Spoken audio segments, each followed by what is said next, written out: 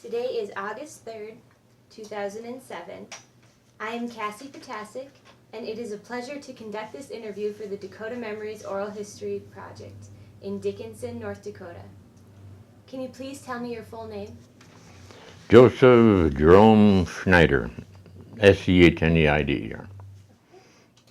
When and where were you born? I was born in Napoleon, North Dakota on December 27, 1921, on the farm. Have you ever heard an interesting story about your birth? Not necessarily about my birth, but I remember when my younger brother was born. Yeah?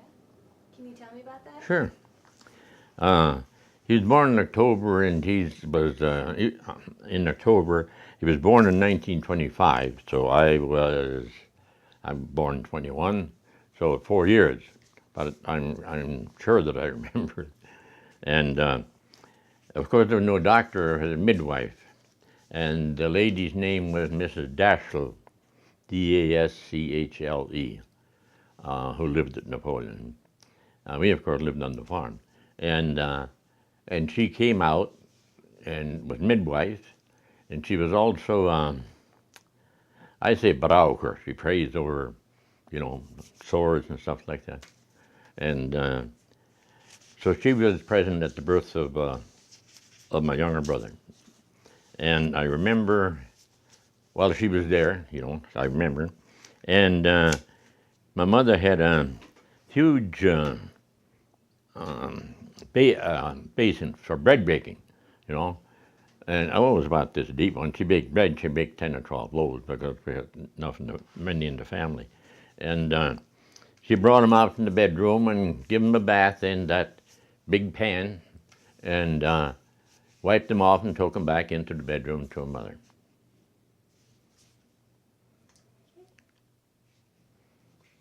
Now, what did you call Mrs. Dashiell? This is German word for it. It's a kneader or something. They had women in those days. She wasn't the only one that acted as midwife, but she also, when we had sores on our hands or boils or something like that, and we would have sores on our hands because we had calves, and when we had to train the calves how to suck because we milked, and therefore the calves had ringworm, and sometimes we caught it. And of course, if it didn't go away, after a certain time, when we went to town, went to her, and she would say a few prayers over it. And Did she have any other types of healing? Did she do anything else? no, I just kept praying over the. But I known to me as a brauche, you mean somebody that's needed. Have you heard of it before? Yeah. Oh, okay. Okay. Can you tell me some more about your family? Yes, What were your parents like? my parents emigrated from Russia to the United States, and my father came over in 1907, and prior to that, the rest of his family, his father and his brother and sister, came with him, and not with him. Excuse me. Well,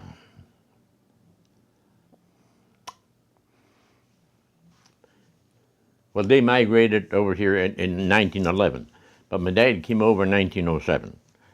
There's a story behind that. I can go into it. I mean, they were married at the time, and of course he was in the Army. Pictures up there.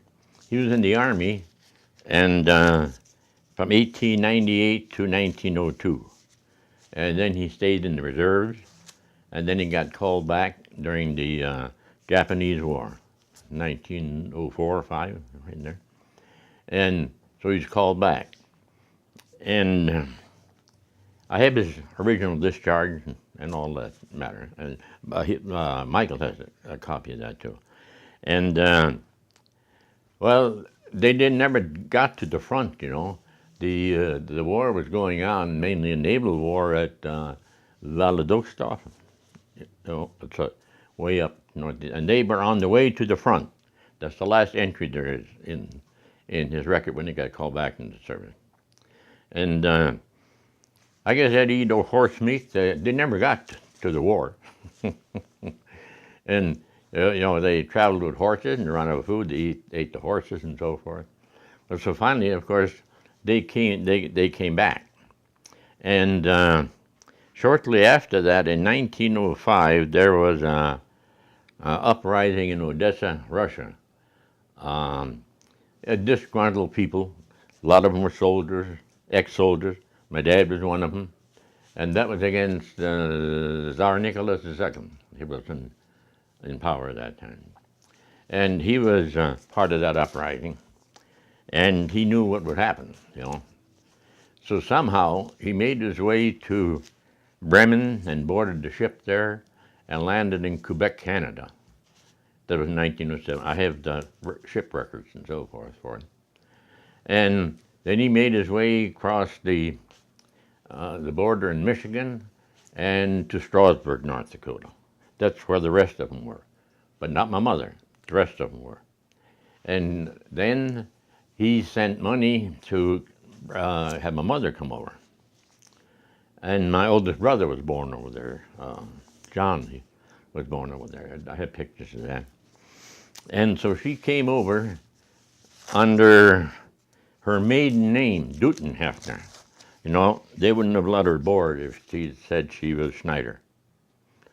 So a year later, she came over, and she boarded the ship at Bremen, Germany. Frederick the Great ship was the name of the ship, Frederick the Gross.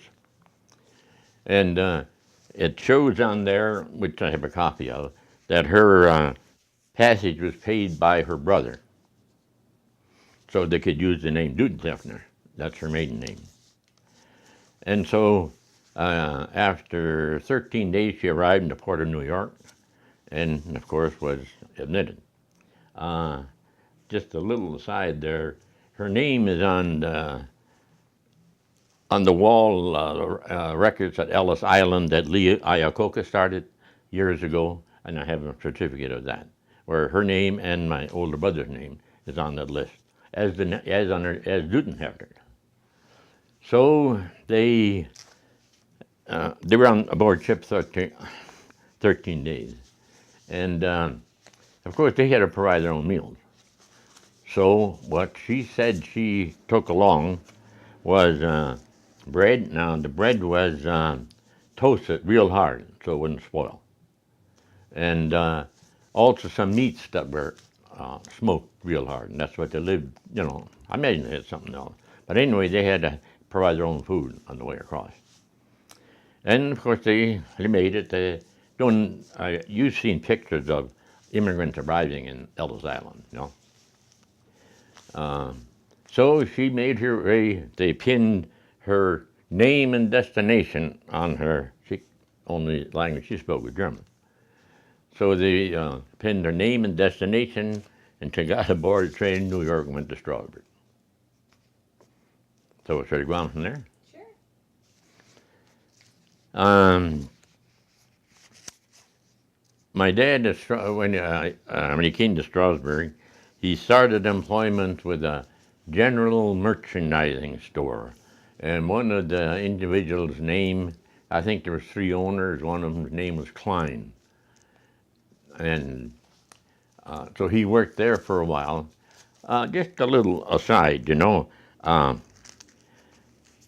we'd have probably got more information out of my dad, but he was reluctant to admit, you know, that he come over on those circumstances.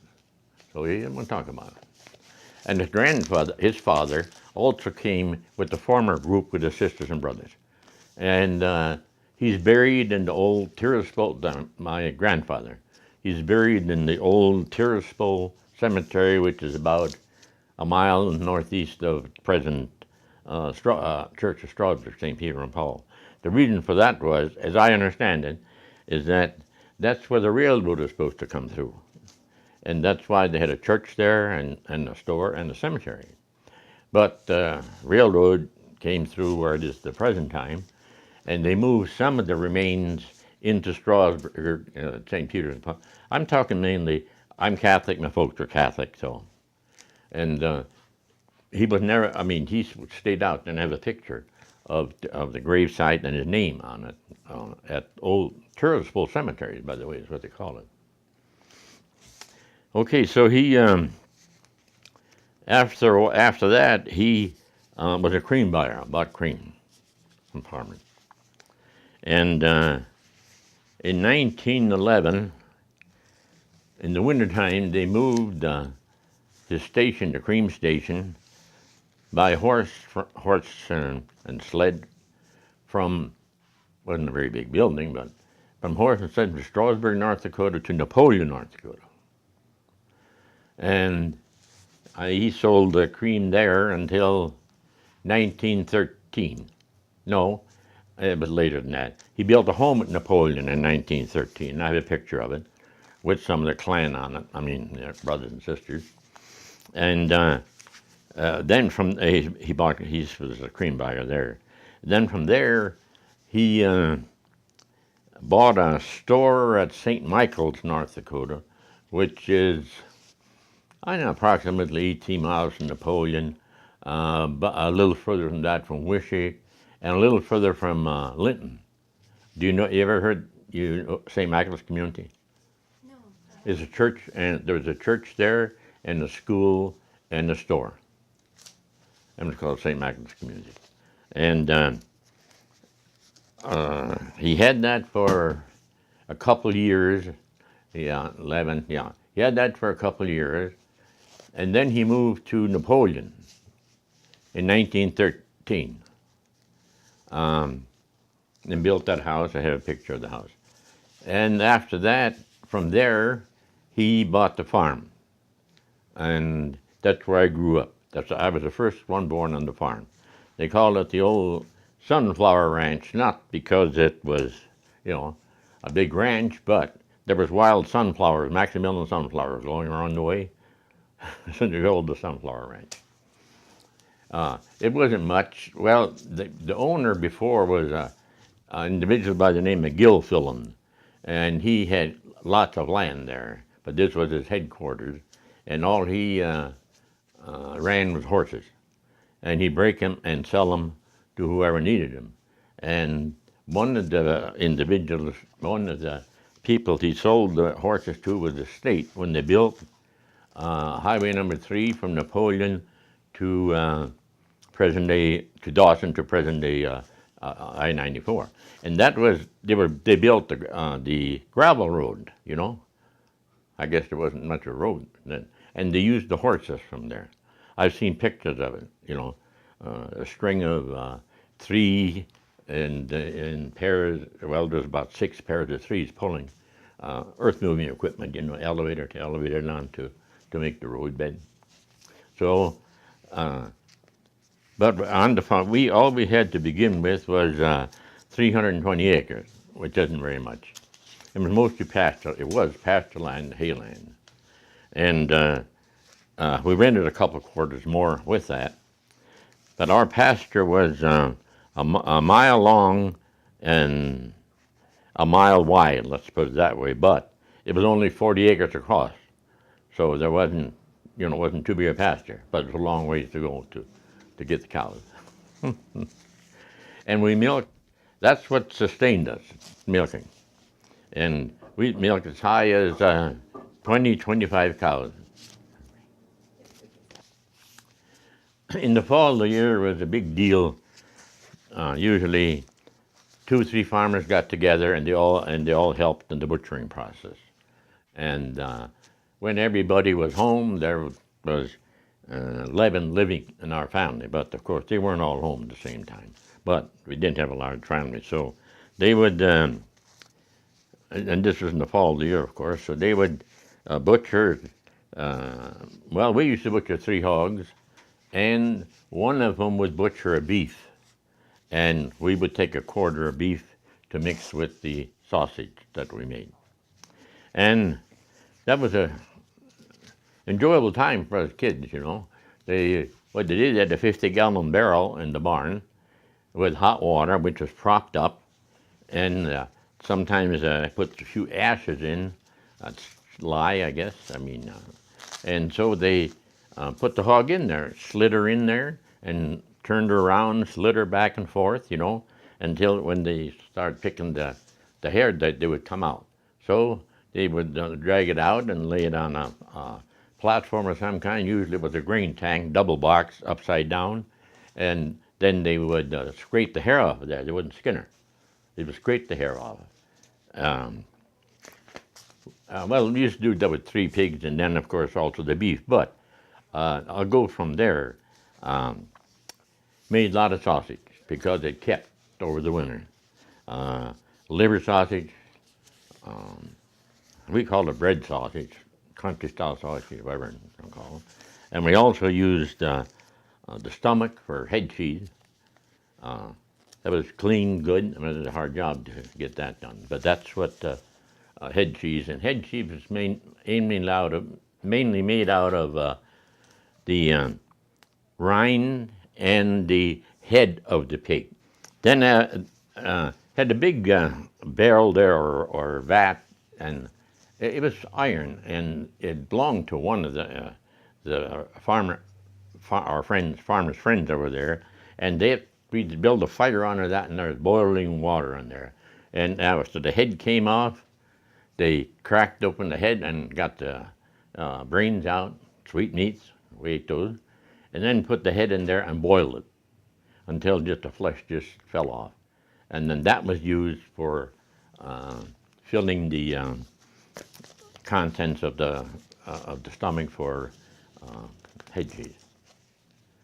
And there was other condiments mixed with the salt, pepper, etc., and so forth. Okay, and then use the small intestines of the hogs for the sausage casings. But they were cleaned thoroughly.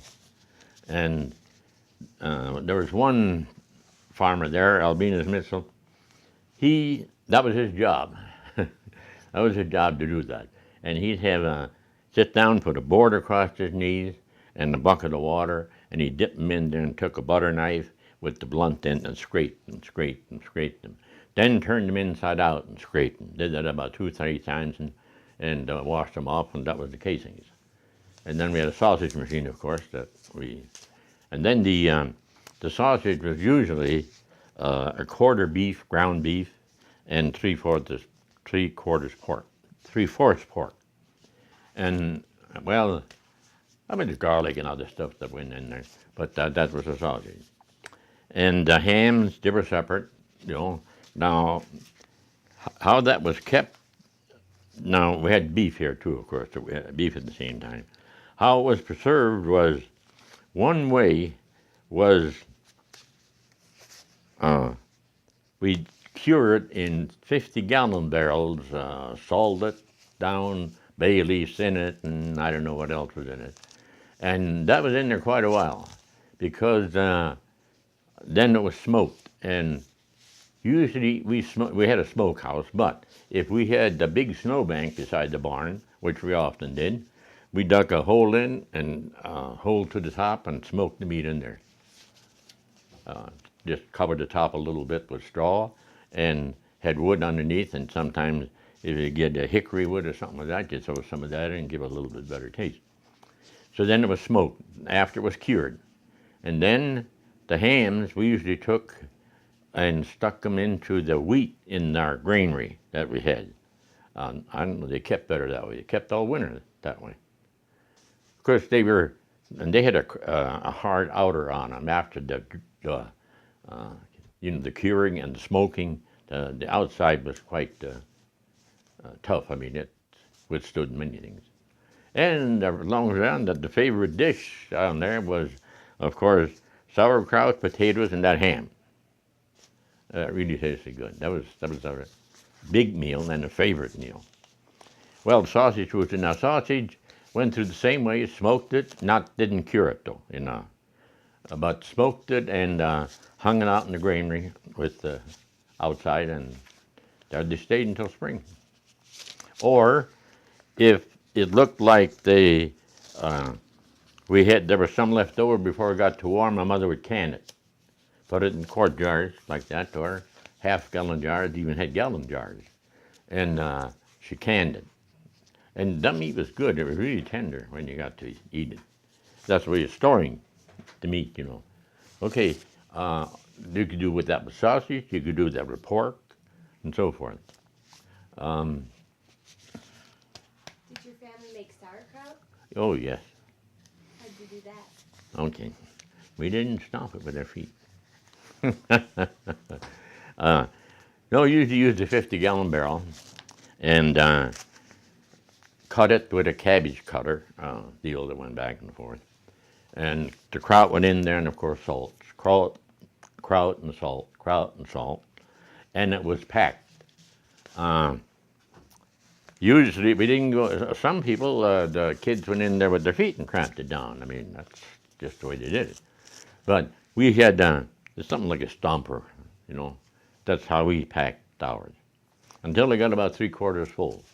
And then I put brine, cured it. Well, there's salt, then and bay leaves and things like that that cured it. And like I say, oh yeah, I was on the part that canning, you know, when it came to close to spring when it got warm, why what was left over was canned and jarred.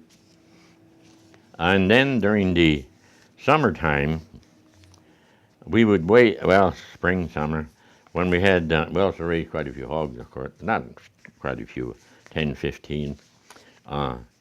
We would butcher a little hog, which was maybe 30 pounds, 30, 35 pounds, and that was some real good meat. It was real tender.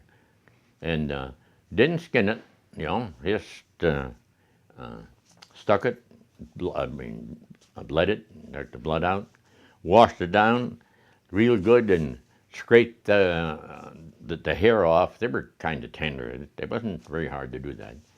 And if there was some tough ones on there, you pour a little alcohol on and put a match to it, and it would take the fuzz off, just like in a chicken, you know, a bunch of chicken. And we had that meat. That was delicious. That was really delicious. And chickens, you know, they always had chickens. So that was our fare during the summer. Once in a while, my mother would ask Dad. See, sometimes in those days, my dad never learned how to drive a car. He rode horseback and he walked a lot. So when he went to town, he didn't walk. He took a team of horses and wagon or trailer. He'd bring home what we call a soup bone, a joint from the butcher shop, and had soup. We had soup every Sunday, either chicken noodle or beef. One of my brothers ate it. He put cinnamon in, and he was the only one in the family that put cinnamon in when he ate the chicken noodle soup, and he said it tasted good. I didn't think so, but he did. And another way of, well, longer around that, another way of curing meat, say pork. I didn't see my mother do that with beef, but with pork. Of course, we had quite a few cows, and there was quite a bit of cream, and we made our own butter with a butter deal where you went up and down. You've seen them. And she would not purify the butter, but melt it and bring it almost to the boiling point. And then, I mean, it smeared real easy then. But I guess it got, if there was any bacteria in there to spoil it, I think that did it. So she would take a pork chop, a crock about this large, well, never very sizes, and she'd sear the meat on the stove on both sides, and then she would have a layer of we call it clarified butter, I don't know, on the bottom of that crock, and then lay the pork chops on top of that. And then she'd put another layer on of the butter to cover them, and on and up. And they were real good, real tasty. I mean, they keep all summer. Okay, now, Well, I guess we got that part. Should we go to the family part? Yeah. Oh no, what does your? I just wanted to ask quickly before we leave the food, did your family make their own root beer or beer or wine, anything like that? We made the wine and we made beer. There was always some beer in the house, not necessarily during the winter, but during the summer. Yes. Uh, okay, you give me a point now on beer. Uh, this was usually during harvest time or during haying time. You know, we didn't have balers or anything like that. So when we come home from the hay field, and that I thought was the worst job in the farm, was making hay. Pitching it with the fork onto the rack and, and hot and sweaty. But anyway, when we got home for dinner or whatever, we ate our main meal at noon. And Mother would have the big pan ready, so Dad would take off his shoes and put his feet in there. And the youngest in the family would get him a bottle of beer from the root cellar, and there he had a bottle of beer. Well, sometimes we got some too, but some of it was wild. Sometimes when you opened it, you didn't have much left, but it worked out pretty good. But wine, yes. The family, right about this time of the year, the family would go to either Beaver Creek or the Missouri River, where there was lots of chokecherry. And we'd come back with 2 10-gallon cans full and use it to make chokecherry. And after that, after they were pressed, we used the leavings for wine. And that's how the wine was made. And it led it to ferment.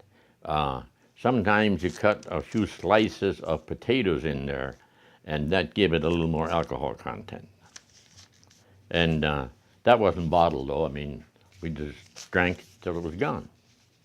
I had it sitting out in the entryway, and there was sort of a frock down where we stored some stuff underneath. And when we'd go to dances, barn dances on the farm, we'd take a little wine out of there in our own container, and take it along, unknown to the parents, of course. And so you had something to drink. So we had that wine, but we'd put water back in to about the mark that the wine we took out, so nobody would catch on. And of course, I remember going to barn dances on horseback, and I dressed up. Well, when I was a freshman in high school, the common dress was boots and breeches, and I had a picture of that. So we put those on and put our old bib overalls over the top, and we'd ride to the barn dance and take the bib overalls off, and we were dressed up and we attended the dance and had our own brew with us. Well, is there anything else that your family made for themselves like that? Well, almost everything. I mean, except, like I say, in the summertime, wouldn't butcher no beef. I mean, we'd get some from the butcher store and have our soup. Yeah. And other times chicken, and then small pigs as they grew up. So there wasn't much bought, and I was usually bought with cream money, and had some eggs to sell, not many, but that's what we bought at the grocery store. And they'd go to town on Saturday nights. And you thought you were pretty big shots, to get to go to town when we were smaller. And we'd go to town, and they parked the cars at that time up towards the sidewalk, Yes.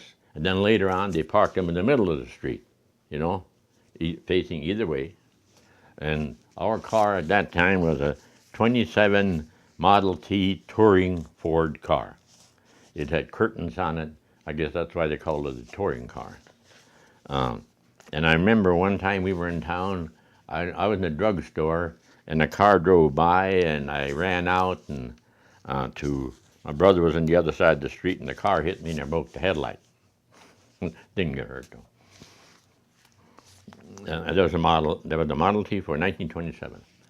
I don't have a picture of it, But I do have a picture of the next car we had, which is a Model A 1929.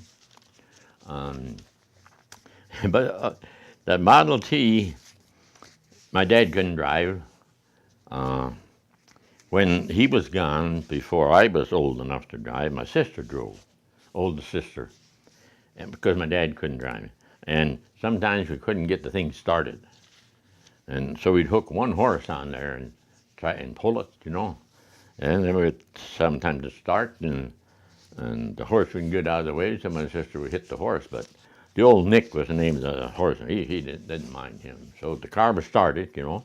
Okay, then they went to town. And in town, of course, to get home, they had to crank it, you know, had to crank. And those things sometimes they backfired, you know, and the crank would pop out, you could break your hand. Most of them would crank with the finger, thumb underneath, you know, not over the crank, or if kicked back, it could break your thumb. And there's well, the battery was on, it was a hot shot, they called it, you know, to send a spark in to get the thing going. Sometimes they worked, and sometimes they didn't. Windshield wipers reached up above and turned it by hand. That was the Model T. And then okay, my brother, well, my brother was my brother that was older than I was 4 years older than I was. He's an in between, and our records show that about every 2 years somebody was born. By the way, I have the Ridges book where my dad recorded the births and deaths on here. So there was 4 years difference between my brother and me. So he wanted a different car. So, and going out of our place, on this country road, of course, we had to go up a sliding incline hill. And when my brother got to the bottom of that hill, he turned around and backed up the hill. He told Dad that the gears were going out in the car. Well, we did that a few times, and my dad thought, well, maybe we should get a different car. And we finally did, and it was the next car was a 1929 Model A. And that was a pretty good car. And of course, we traded in the touring Ford. So who would finally got that Ford? A man who lived way back in the hills, we called it, you know, and he had no trouble getting up and down the hill. My dad couldn't figure that one out. But there was ways to achieve things, you know, if you put your mind to it, I guess. Okay, and then the other thing is that when I was born, my uncle and his wife, they had a child, and the mother died. And so after about 8 months, his name was Nick Schneider, who would be my cousin, he came to live with us. And he was 8 months older than I was. So, you know, we were always together. And went to school together, country school together. And I think I graduated when he was in the 4th grade. I mean, he just didn't get it, that's all. And he was a cheerful guy, nice, you know, helping guy. The teacher would come along and crack him on the hand, on the knuckles with a ruler, a woman teacher. He took the ruler and broke it and gave it back to her.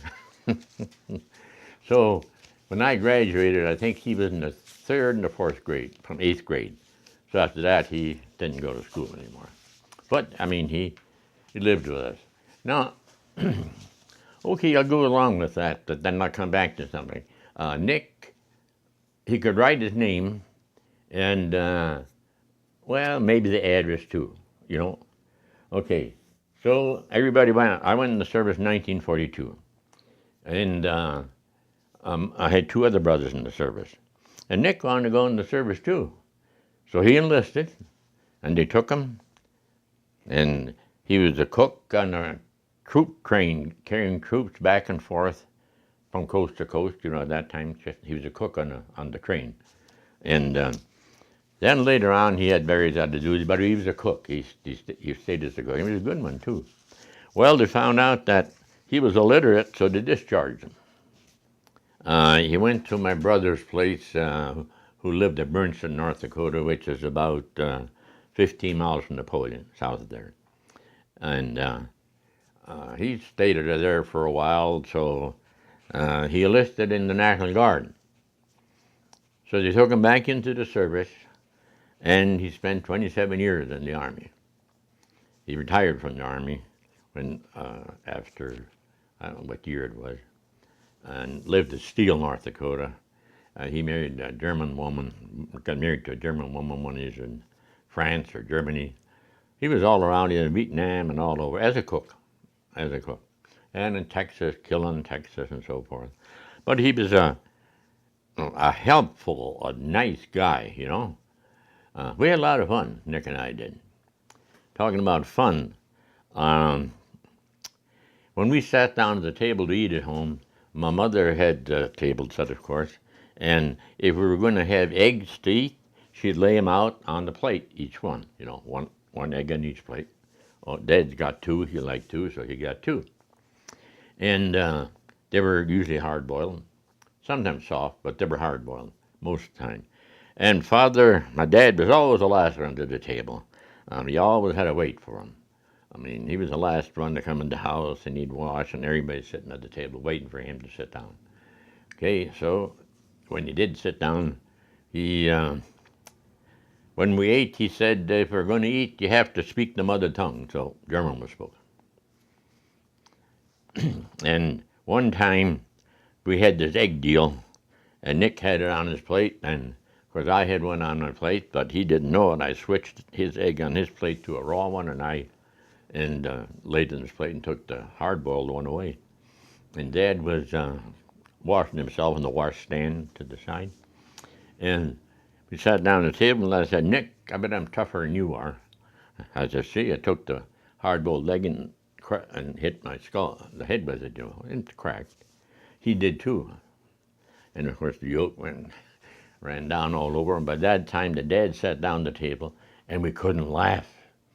My dad, if you laughed, you left the table, you know. So that was one of the tricks, not tricks. We pulled on each other. Okay, one time during the fall of the year, we thought we'd sneak over to the neighbors and get some watermelons out of their watermelon patch, which was about a mile and a half away. And we rode horseback, of course. And to get to the patch, there was a gate we had to go through, which was about a fourth of a mile from the melon patch.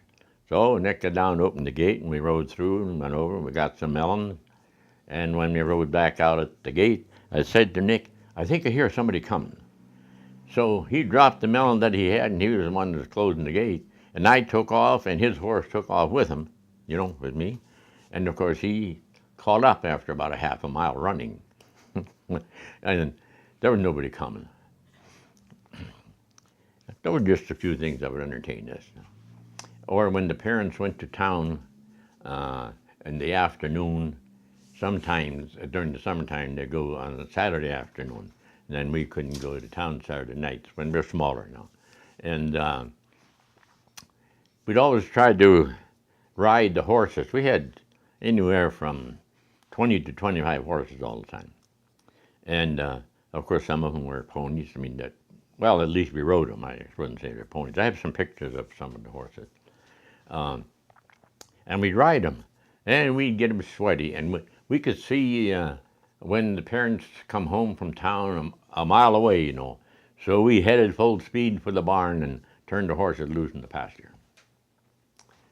Another time, this was during the winter time, we had a sled that was the exact miniature of a bobsled. Two parts at the bottom, you know, one tongue going out, and oh, it's a nice sled, but it's kind of heavy. So what we would do when the parents weren't home, well, we did it when Dad wasn't home because mother, I don't know whether she cared or not, but she didn't see it, what we were doing. In the wintertime, have a horse, her name was Topsy. It wasn't too wild a horse. She was a good horse. we'd tie that bobsled on her tail, and that's it, and threw snowballs at her, and she took off, and that's how we caught our ride, until she went into the gate, and the gate hit the post, and off come the rope. And in the summertime, when the mosquitoes are bad, we'd build a fire form for smoke, and this was usually old straw, half rotted, that would give off a lot of smoke, instead of flames. And the horses and cattle would just stand in there or walk through it to keep the mosquitoes off of them. Mosquitoes are really bad. There was all kinds of ponds in the pasture, and the other thing we had on the rain spouts on the barn, we had I don't know what you call that barn. It was built into a hill, and on the north side it was about 3-4 feet high, and then it went level out, and the foundation was rock, cement and rock, and the foundation was this wide, and there are granite rocks that we have down there. So the rest of it was shingled. We had a door on the other end, and two big doors on the north end. And what we'd do is we'd back up there and take slings and pull it right off of the rack. Didn't have to take it up and over. So that's just an aside. But it was a large barn. And mosquitoes. So on the drain spouts, when they come down, we had 50-gallon barrels sitting to catch rainwater, to use it for washing, because our water on the well was awful hard water. I mean, about every other month on the tea kettle, you had to ream out the spout because it was calcified with various minerals. So we catch the rainwater and use that when Mom washed. Or we went to a pond in the lake, and we hauled water home on the stone boat that we had for washing. It was soft water. Okay.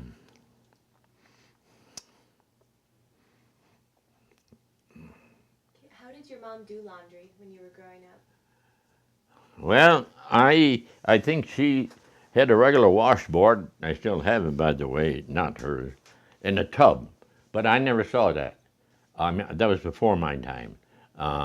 What we had, as I remember, we had a wooden tubbed wash machine, and it had a handle behind with gears, and you pulled it back and forth, and it rotated the whatever, the deals inside. And that was our job to pull the handle. But I know she did it with the other type before. But I still have a wash tub. It's at my son's place. I have my furniture store there.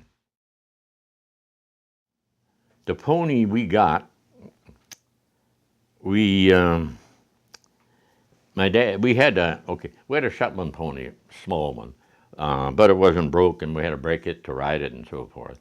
It was a fast little thing, but very small. And so, of course, as we grew up, we wanted a bigger horse, And we didn't own the Shetland pony. There was an individual there that had horses out to various places, and we got it, but it wasn't broke. We had to break it, to ride. And we eventually got that done after well, what we did to try to break it, for riding, we got a cement sack. They were heavy canvas at that time, where you buy cement in. And we got that sack and put sand in it, and then equaled it out on each side and put it on her back and strapped it on, so you get used to somebody riding her. Didn't bother at all. She wouldn't buck you. There was nothing on her. But you tried to get on her, and then she tried to buck you. But we finally got her broke. And then this individual wanted her back after 2 years. We knew that. So we went back, and so we kept pestering Dad to get a bigger horse, get a different horse. Well, it took quite a while. So I said, well, a neighbor of ours, I won't mention names here because these people are still alive. No, it's okay. And who had a Pinto stallion. And I liked Pintos. So we used to take horses over there to get them bred by the Pinto. Well, we finally did get a pinto, but he was the stupidest horse I ever had. Okay, in the meantime, we saw with other horses that hit around there, and they had a mixture between Welsh pony and Arabian. Now, a Welsh pony has same formation as a large horse, where a Shetland pony looks stunted. And the cross between those two, I mean, you got a pretty good horse, all weighed about 700 pounds, 700 pounds. And we named him Mike when we got him. But we traded with this individual. We had a Hereford cow, heifer. She was 3 years old.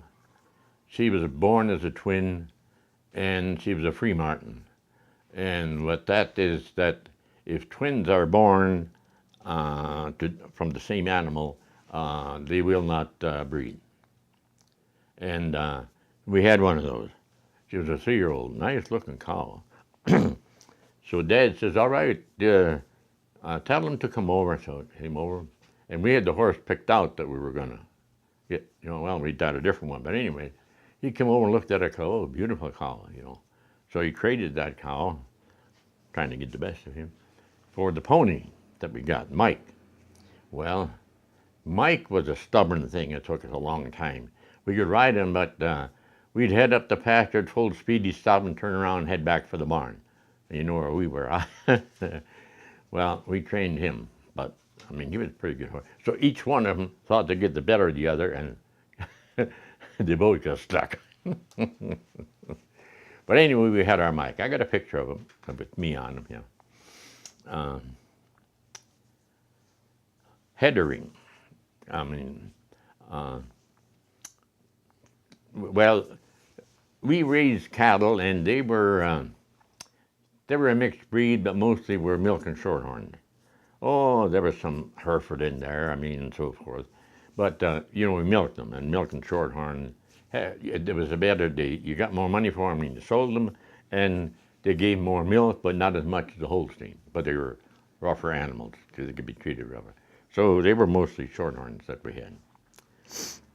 And one time, talking about shorthorns, I was teaching veterans agriculture at Napoleon from 1951 to 1954.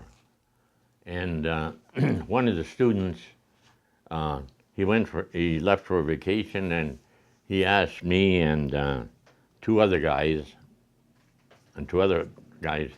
to milk the cows in the evening and the morning until he got back. And he had also had milk and shorthorns, and he was also in our class, in the vet's ag class. Well, cows can sense if there's a stranger around. And the toughest guy who thought he was the toughest, he's going to milk her. Well, she banged him away.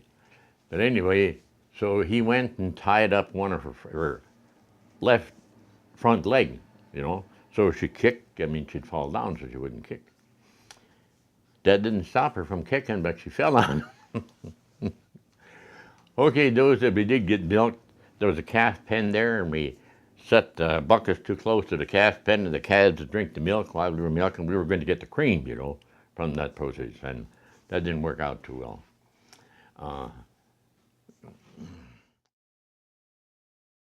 He was born in Russia. I guess I mentioned that before. He was 1.5 years old when he came over from Russia. And his nickname was Foot. His name is John. Nickname was Foot, or Dad called him Brutzel. That means a guy that when you tell him to do something, he argues about it, whether he should do it or not, but he did it. Okay, the second oldest one was Paul. I have a picture of him too, with John. We called him Mike, or Dad sometimes his name is Paul. We called him Mike, or sometimes Dad, when he got upset with him, called him Graxa. That means crower, He always had some comments. And then there was Jacob. We called him Red.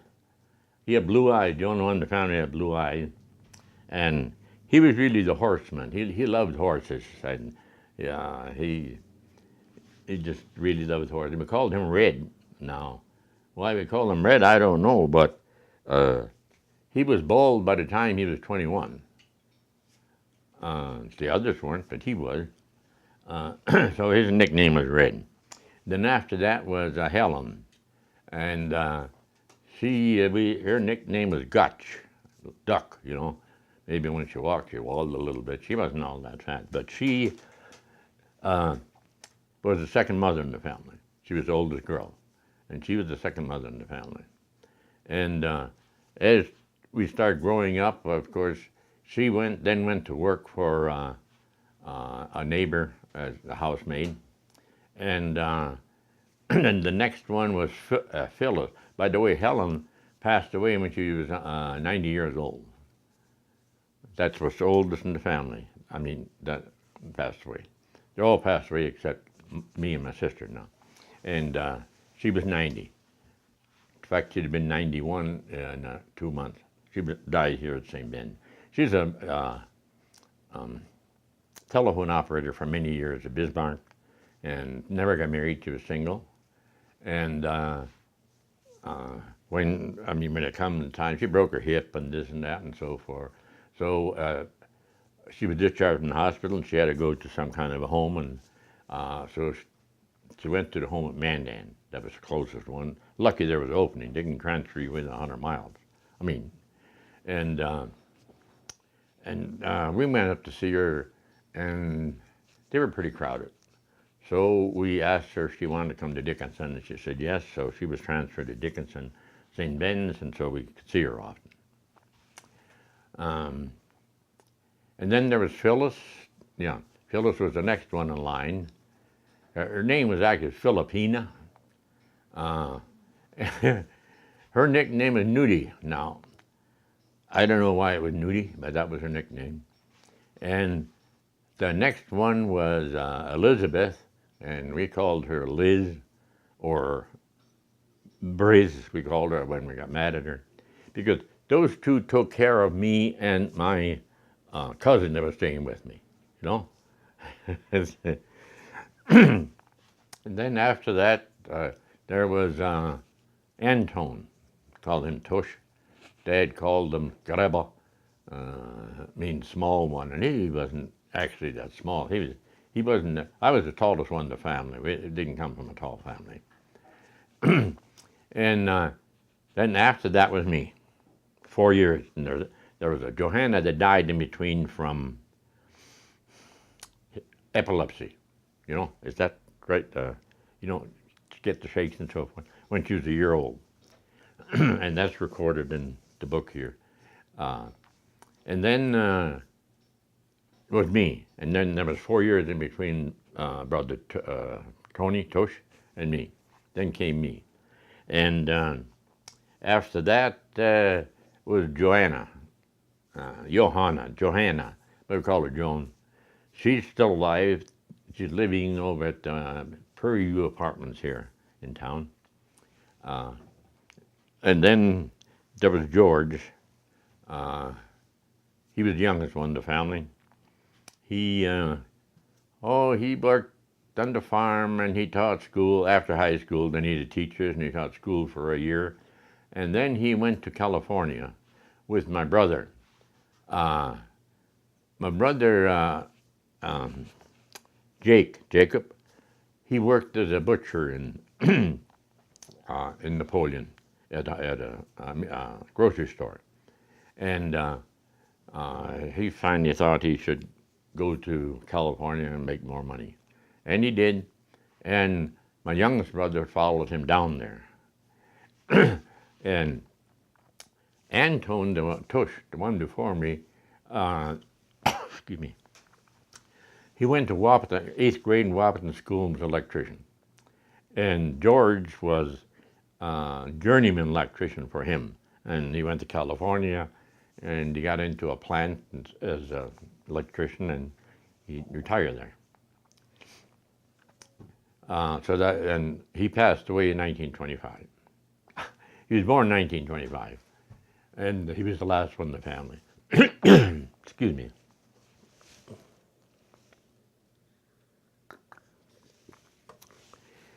And he was the last one in the family, and yeah, I guess I covered them all now. No, no, no, take that back. There was one child uh, born early. I mean, I don't know when, because there seems to be in the book here a 2 year span between, all except between Tush and myself. There was a sister who died from epilepsy. Uh, but there was a Lawrence. That was my grandfather's name. There was a Lawrence that died as a baby after he was born, and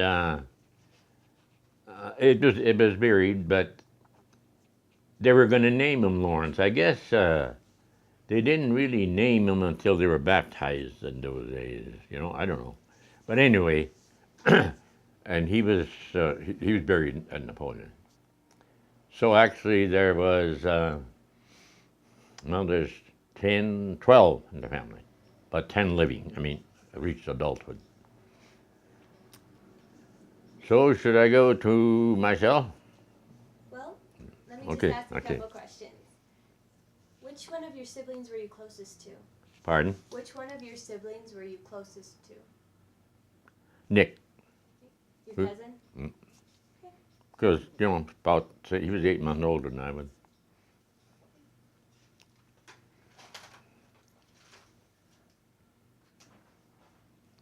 Do you know any other interesting stories about the births of your siblings that you remember? No. But I think all of them were born on the farm with a midwife. Did you all get along well together? As most families. But there were some fights, disagreements over candy or something. All right. Okay, okay, that reminds me. When the parents would go to town, when they come home, we always expected and got a penny Baby Ruth bar. They're only about this long and about the size of a thumb for 1 penny. That's what they cost. And we waited for that. But while they were gone, we had cream, from we were milking, and usually had chocolate for cocoa and so forth. So my sisters made candy, fudge, as you call it on the stove. Had the cream and had everything handy. Okay, so she would test it. I mean, they would test it every once in a while to see whether it was done. So my brother, Tosh Anton, Phyllis had him taste the candy. And he tasted them and he fell down like if he was gone. And they were really worried, but I mean, the girls were worried, yeah. Another time, he was cleaning his rifle. We had, of course, had double barrel shotgun and also 22 Winchester rifles, 22 short, long, and we'd hunt rabbits with him on horseback. He was cleaning his gun in the house. The parents weren't home, and it was one of those that they had a magazine. You could put the shorts or longs in there, and you had a deal with a spring on you push down, and that thing got stuck. Well, we made sure that we pulled the deal out, so we knew there was no bullets in there. But somehow or other there was one in there, and he was cleaning it, and it went off and went through the ceiling of the house. And well, the big deal was, how are we gonna patch that up so the parents don't see it? So they mixed up some flour and milk, got to a paste, and it was in the ceiling. And smeared it over the hole, and I think they even threw a little bit of sand against it so it matched the rest of the ceiling.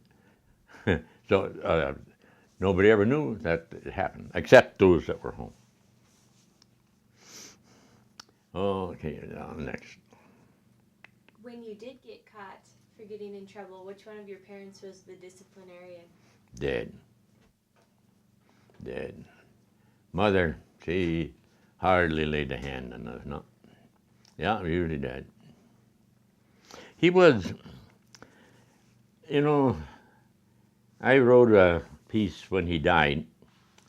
I was sophomore in Valley City State that time. He died in 1945. No, my mother died in 45. He died in 1946. And he was rather stern, you know. At least we thought so. The story I wrote about him, I mentioned that, but I think that he had other traits which far overcome that. He provided us with food. During the 30s, the bad years, when they got commodities, they called them government commodities from the courthouse, from the county commissioners, he never accepted any. He should have, but he never accepted any. He didn't believe in handouts. There were some people who would drive up there with cars and get those commodities, and that would really irk him. You know, he drove up there with a team of horses. They can have a car, they should be able to buy this stuff. But he provided for us. Like I say, when we sat down at the table, you didn't laugh, you know. You did your bill, you ate, and that was it. You got up from the table and left. And about twice a year, he would go to town and he'd meet with his friends and hang one on, you know, have a few too many beers or whiskey. And he had some buddies in town. And that would usually happen during the winter time. And he'd come home, you know, we had a jumper sled, we called it. It was small, but just had one runner on each side. And when we went over the snowbank, they jumped, you know, so we called the jumper. And that's what we used to go to drive to school, and Dad went to town with that and so forth. And so when he was in his cups, friends always helped him get the horses were at a stockyard. He parked them there, took hay along and tied them to the sled so they could eat. So his friends would go along and help him hook up the horses and so forth. And he'd get on and the horses would bring him home. I mean, they knew the way, so. And when he got home, we took care of the horses. So, but that happened about twice a year. I guess he had some friends. Oh, the weddings at that time. Oh, boy. Our neighbor's girl got married. That was the first marriage in the family. And they built a dance hall on the farm. Just, you know, boards and put them up. And I didn't get to go to the wedding. I was too young.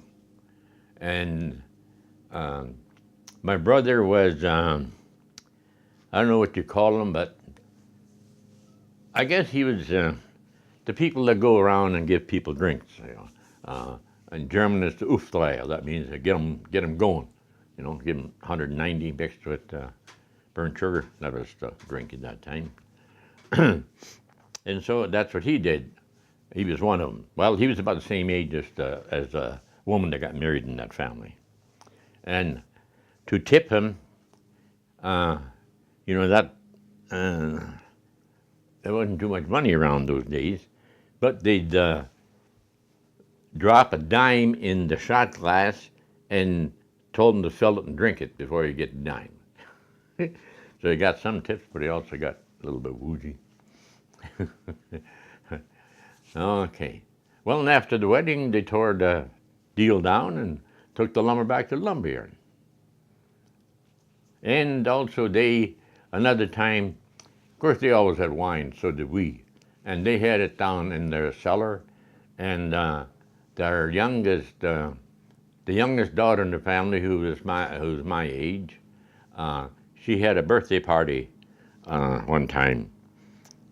I know, we were probably in the 8th grade at that time, and she invited us over, and we knew they had wine in the basement, and they had an outdoor entry also, you know, the doors are flap open, and they also go down the inside. And this was in the evening. Well, we got down to the cellar, you know, to get some extra wine, and so her mother opened up the door and poured water down where we were at wine barrel, so we got out of there and took off for home. I jumped the fence and tore my pants. I mean, the only good set of pants I had at that time. Okay. Well, should we get? No. Okay. What would would you like to ask? I would just like to hear a little bit more about the kind of people your parents were. Well, they were. Um, they got along with very little. I mean, they cooking and so far as good gosh the recipes that they could come up with, and we milk cows, and that was our income for groceries and for other means. And at that time we had this pasture. We had a section and a half altogether, and we rented. We owned a section and rented a half section, and uh, because our land, the only place we cropped is in the low spots between the hills. No, we lived in that land formation, the Catawba Prairie, that runs from Burke County down to Forbes. That's the area that we lived in. You know about that area. And so we used the small spots for feed, most oats or barley. And we didn't have much cropland, so we rented some. And there we raised wheat or barley and sold the wheat, but the barley went for feed. So we were mainly sustained by the cattle. And it's the Napoleon area down there. Most of it is hilly, and they got some rocks, but there's also lots of good farmland there too. To the east of us, towards Gackle, they call an area over there the Flat, and it must be the lake bed of some ancient lake and good soil. I mean, it is flat, good soil. Uh, Something like your Red River Valley. I just see yours. Um, but we made do. I don't think we were deprived of anything. You know what I mean? We didn't have much, but we didn't suffer. Let's put it that way. Christmas.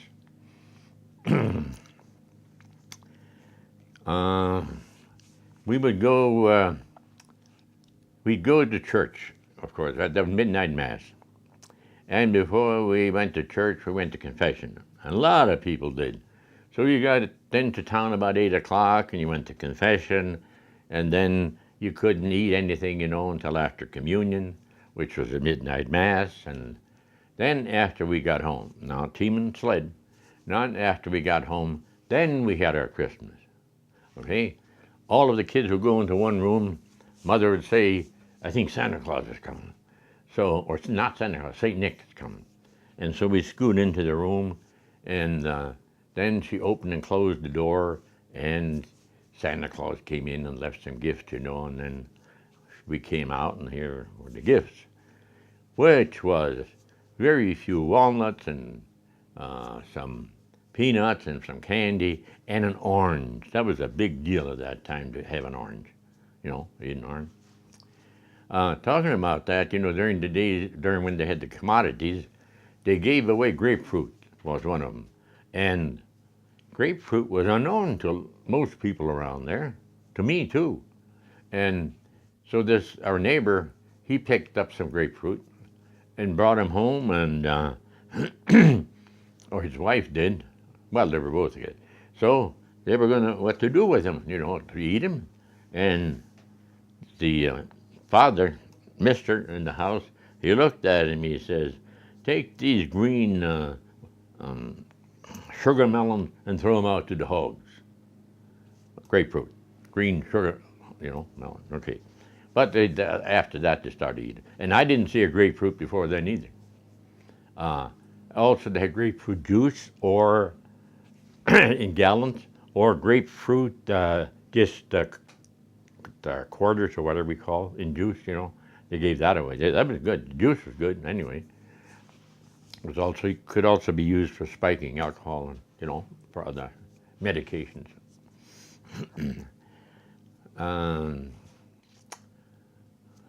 God, one thing leads to another, but okay. Well, let's go back to Christmas. Do you remember anything else about how you celebrated Christmas?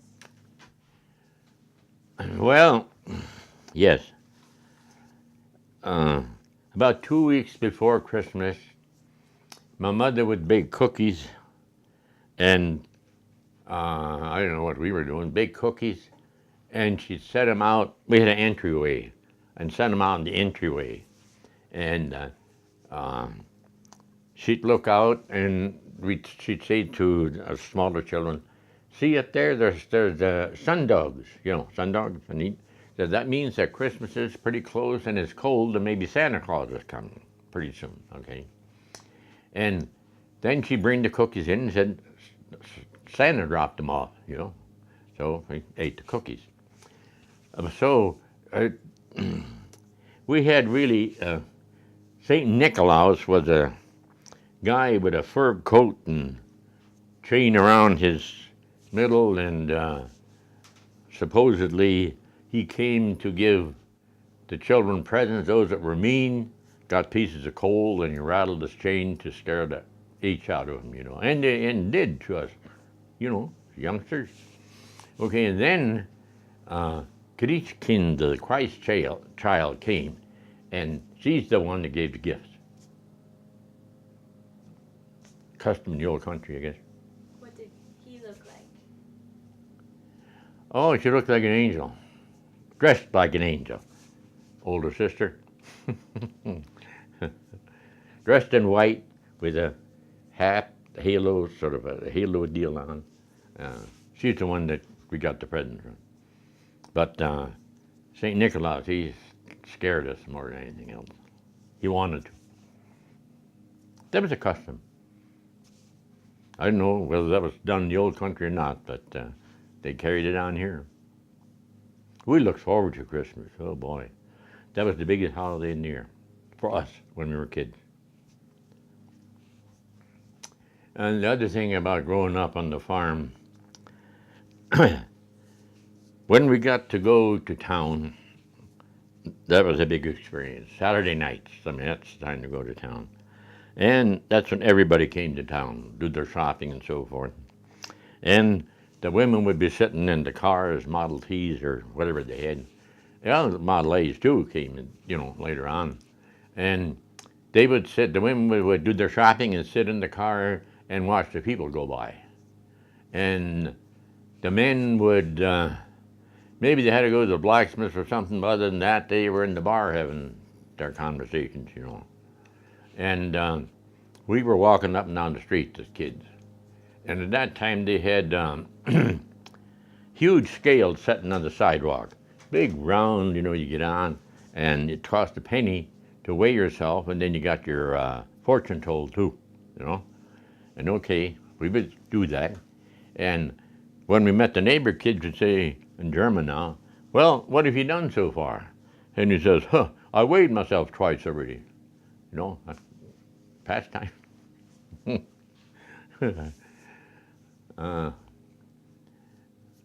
Okay, now what you want? Now what would you like to hear? Well, let's talk about other holidays while you were growing up. How Okay. do you celebrate those? Okay. The one coming up, Ascension Day, the 15th of August, was harvest time. And we went to church in the morning and harvested in the afternoon. Now, in that area, there were some binders used, but we used the header. You crane it with a header, what it is. It's 4 horses are hitched behind it, and you turn it with one wheel in the back, and it has an elevator going up, and we had header boxes. They had a high side and a low side.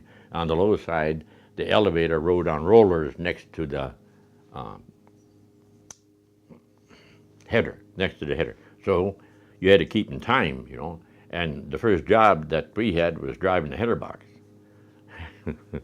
And Dad was usually the individual on the header box. You know, the grain came in, and then you moved it around on the header box. Then when the header box was full, he took it, we usually had it in the center of the field, and unloaded it and stacked it. Sometimes when some of the boys were home, we used 2 header boxes. So the header kept going all the time, but that's when most of the boys were home. And then in the fall of the year, it was thrashed. The thrash machine would come along and put the stacks were about maybe 6 to 8 feet apart, and the thrash machine would, the elevator would come in, they'd pitch the hay in, and grain would come out one spout and straw the other. But some binded, but headering was the big deal down there. Well, in the fall of the year, also down there, oh yes, another crop that we raised was rye. And the reason for that was, I guess, in the fall, the harvested field that we had, we would just drill rye into the stubble and it would start growing. And the cattle could graze on it. And in the spring, it would start growing early, and we grazed the cattle to a certain point, and then we took them off. And the deal was that if the cattle grazed it, it would stool better, more head, more stalks come up at head. I don't know if it's right or not. And then other than that, like I said, the cropland we had was here and there. And so on the other spots, there was good grass. And so in the summertime, Nick and I had to herd cattle, follow the cattle around so they wouldn't get into the wheat fields. And especially when it was hot, of course, we called on to a few tricks too. And we had one cow in the bunch that she always led the rest. And come towards noon, when it was hot, or sometimes even at 11 o'clock, we'd edge close to that cow, and she'd start walking home. The rest would follow. And so we said, we didn't bring the cattle in.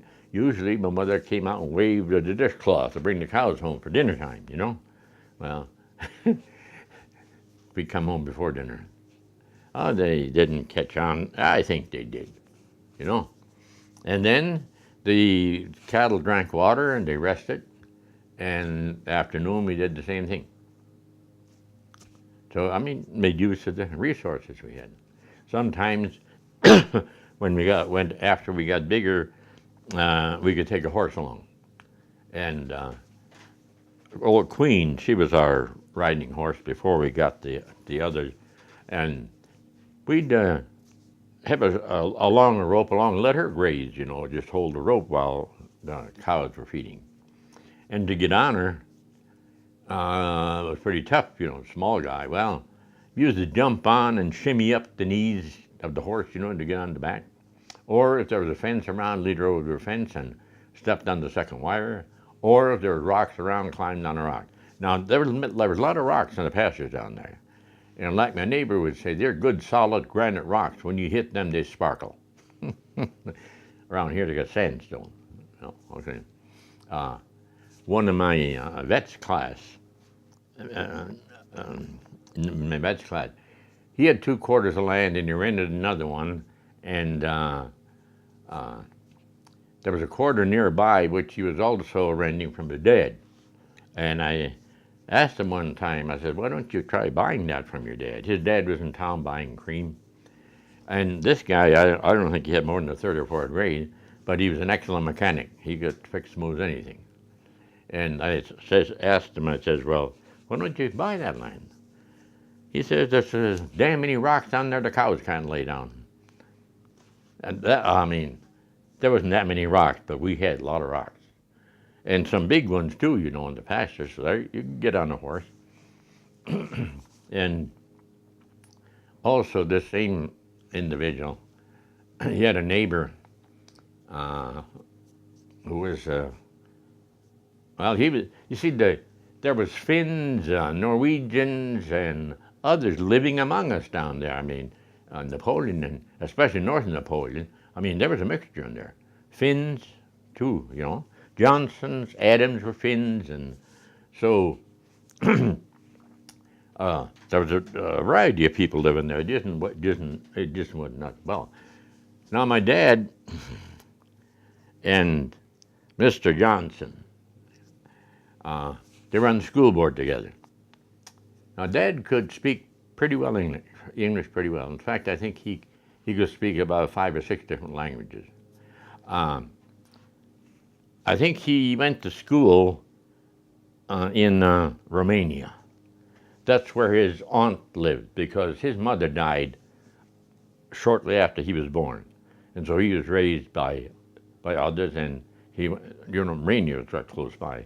And that's where that school book is from, I think, that Mr. Miller has.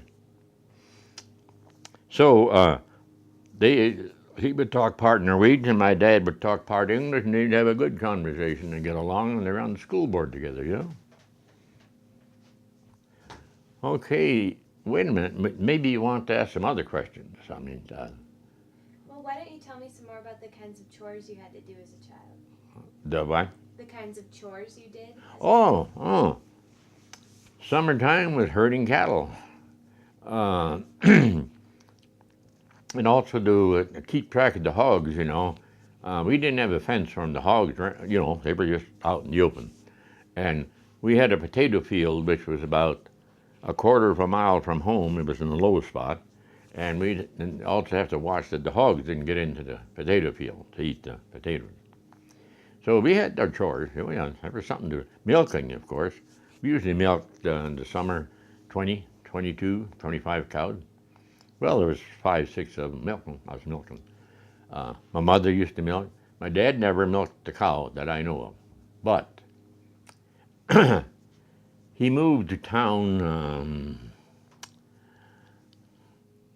after everybody had left. Well, first of all, he was still on the farm when my brother was discharged from the Army, Anton, and he said, "You want to farm?" And my brother says, "No." All the horse machinery, you know, and horses where they had tractors, etc. And he said no, so he went to school at Wahpeton, electrician. When I come home, he asked me, and I said, "I don't think so." I talked to my wife. She was in Pennsylvania, you know, lived in town all that. She said, "Sure, you can go on the farm. I'll live in town and you live on the farm." Well, I says no. So then I went back to college.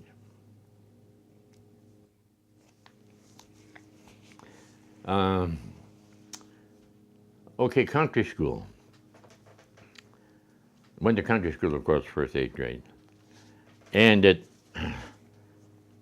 happened that my brother, who I think was second oldest brother, who I think was my dad's favorite, he had a temper like him too, and he went through high school. We rode horseback to high school, and we only lived 5 miles from town, so across country wasn't very far. But there was 2 or 3 guys that lived 5, 7, and 10 miles out, which would meet my brother Paul, and they'd all ride together to high school. And then they rented the barn in there and hauled hay in, you know, for him. And that went on, you know, all through high school, as far as Paul was concerned. And John went as far as the junior, and Jacob went as far as the sophomore. And all the girls except Elizabeth, she went through her sophomore year in school and stayed in town with at the doctor's place, a doctor's home. She was a friend of one of the girls there. And so after that, she couldn't go to school anymore. And, well, she didn't go to school. So later on, she told me, she says, yeah, and she was doing okay. Yeah, he said he was thinking I was starting to run around with boys, and he didn't like that. So she went to her sophomore year, and that's all. And that's the highest that the rest went through 8th grade. No, Phyllis went to 7th grade. We go to, when there wasn't any snow, we drove to school with a buggy. And at noon, sometimes we would drive to the closest farm there, which is only a half a mile, to get water or to water the horse or had some excuse. Okay, one time they were driving, and we had, it was a bigger buggy, a 2-horse buggy, not a single. And one of the reins dropped down. Phyllis was driving. One of the reins dropped down. Well, they hollered ho, and the horses stopped. And so she jumped down to pick up the rein and broke her leg. And it took a long time for it to heal. But I think that, was she in the 7th grade? I think so. 6th or 7th grade. And after that, she quit school.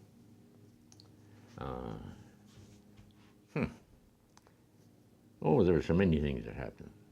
Okay, I'll tell you a good one. No, I mean not. We went to country school, okay? And there was usually 4 schools in a township.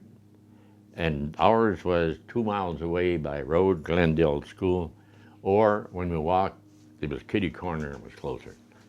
In the wintertime, of course, we drove a sled or buggy, and they had a barn there for the horses. You put the horses in the barn, took care of the horses. But this one individual, he lived about 1.5 miles away, and he started the first grade coming to school on horseback.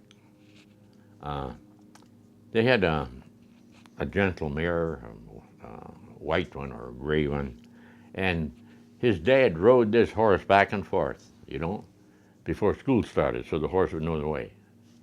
Okay, so in the morning, they'd bundle him up and set him on the horse, and the horse would take him to school. And he'd stop out in the front of the school, and he could whistle, and he'd whistle, and somebody would come out and take him off the horse and put his horse away. Well, one year Santa Claus came to the school, which was some neighbor there, and he tied his horse behind a hill and walked up with a Santa Claus suit. And it was shortly before school was over. Okay, so someone got the horse for Stanley, that was the name, and somebody helped him onto the horse and patted the horse to leave.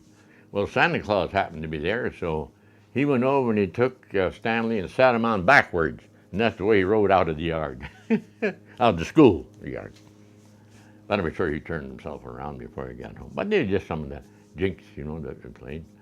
The other thing, too, country school, we had a pot-bellied stove, of course, and we would bring potatoes along and lay them in the ash pan at recess time in the morning, and by noon they were roasted. I mean, they're baked potatoes. Or we had sandwiches with grape jelly, and that penetrated the whole sandwich. It was blue, when you got time to eat it.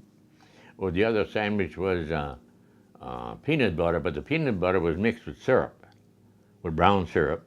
I think one thing, it spread easier, and I think it extended the peanut butter.